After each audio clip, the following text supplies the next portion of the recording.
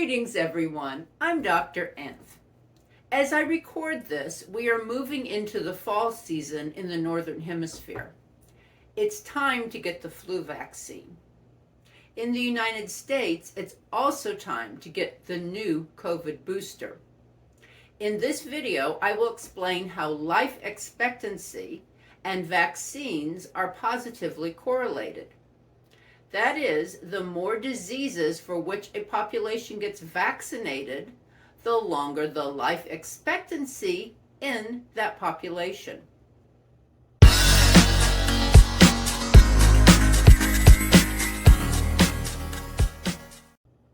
When I was born, there were two vaccines available, smallpox and DPT. DPT combined vaccines for diphtheria, pertussis, whooping cough, and tetanus. In my first year of life, the newly created polio vaccine was being tested in school-aged children in the United States. The summer of 1954 was the last major polio epidemic in the U.S., with about 15,000 people suffering paralysis.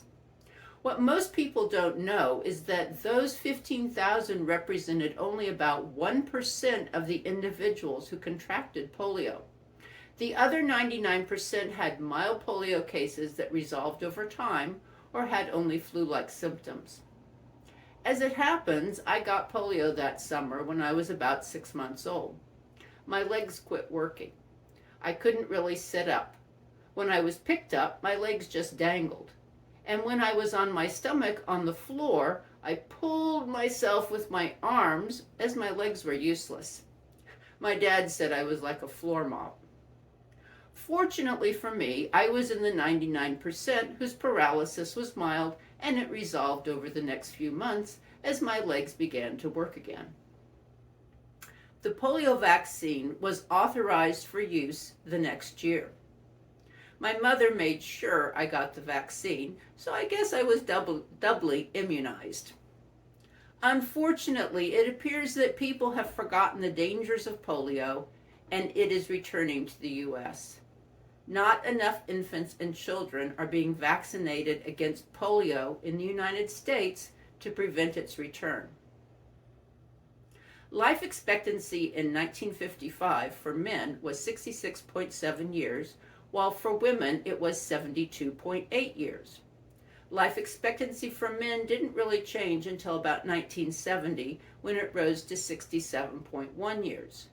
This was probably due to the Vietnam War, which killed around 58,000 men from the 1960s to the early 1970s.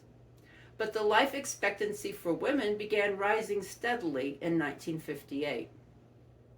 By 1970, the life expectancy for women was 74.7 years. In 1962, the last major measles epidemic swept the United States. I became so ill that I was out of school for a month. When I returned, a classmate was surprised to see me. He said that he thought I died. Measles is very dangerous. In the United States, around 500 people did die from it in 1962. Another 1,000 or so suffered brain damage, some of whom also became deaf. Eye damage can occur with measles, which can lead to blindness. My mom had me stay in a dark room to help protect my vision. Interestingly, life expectancy for both men and women dropped in 1962 and 1963 before beginning to rise again. What happened in 1963? A measles vaccine was approved. This time my mom did not make me get that vaccine. Sadly, it appears that many parents do not realize how dangerous the measles is, as measles has once again become a problem in the United States. In 1965, my younger sister and I got the mumps.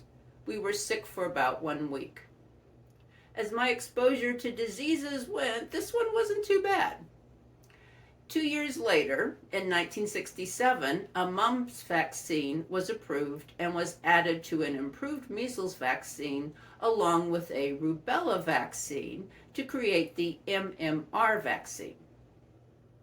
Serious complications from mumps are rare unless you are male and past puberty, in which case it could affect the testicles and cause sterility. Rubella is also generally mild, unless you are a woman in the first trimester of pregnancy. A developing embryo exposed to the rubella virus can suffer birth defects that lead to spontaneous abortion, miscarriage, or stillbirth. From 1967 on, there was a steady increase in life expectancy among women. In early 1969, my parents and I became ill with the 1968 to 69 pandemic flu, which swept the world. I was out of school for 2 weeks. This flu damaged my senses. It took several months to recover my sense of smell and to end my hypersensitivity to touch. I had to get glasses. Unlike my sense of smell, my vision didn't improve, but it also didn't get worse. During that flu pandemic, life expectancy dropped a bit. In the U.S., 100,000 people died during the 1968 to 69 pandemic. Flu vaccines have been available for decades, but it wasn't until the 2000s that the CDC began to recommend getting a flu vaccine each year. Unlike the vaccines for polio, measles, mumps, and rubella, the flu vaccine has to be created new each year as the flu virus mutates rapidly. This is why everyone needs to get a new flu shot each fall in the United States.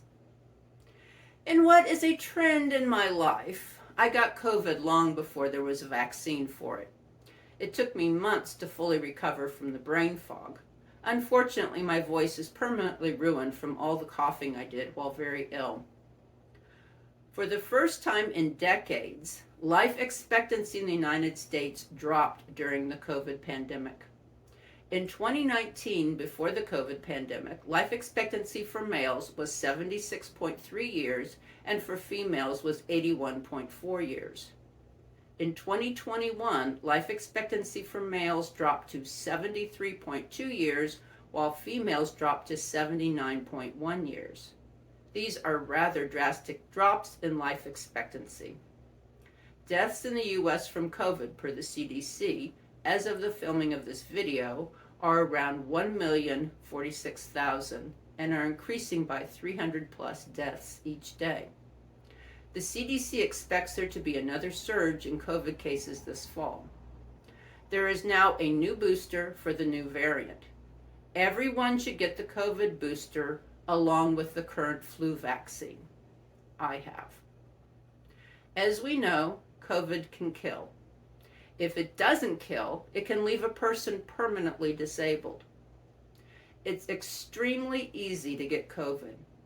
It is nothing to sneeze or cough at. Please do not put at risk your health and life or those of your family and friends. Only when the U.S. population is fully vaccinated will life expectancy resume its positive trajectory. Thanks for watching, and please subscribe to my channel.